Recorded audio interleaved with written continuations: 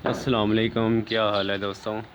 ये शायद आपने देखा हो मेरे यूट्यूब चैनल पर मेरी बकरी लगी हुई थी, उसके ऊपर भी बकरी की वीडियो बना के मैंने लगाई हुई थी। तो माशाल्लाह मेरी बकरी ने 1 माह पहले बच्चे दिए थे। तो ये मेल है और वो फीमेल बैठी है और वो बकरा खड़ा है साइड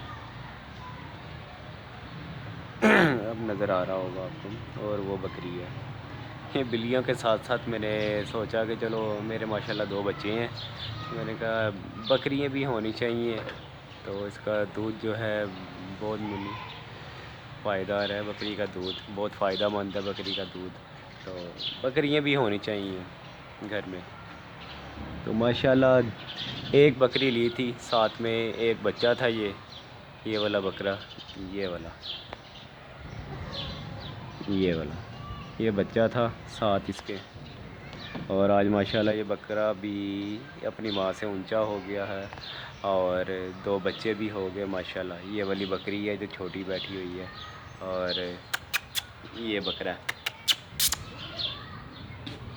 शुक्र अल्लाह का, 2 से 4 चार हो गए हैं। इंशाल्लाह 4 से भी ज़्यादा हो जाएंगे। और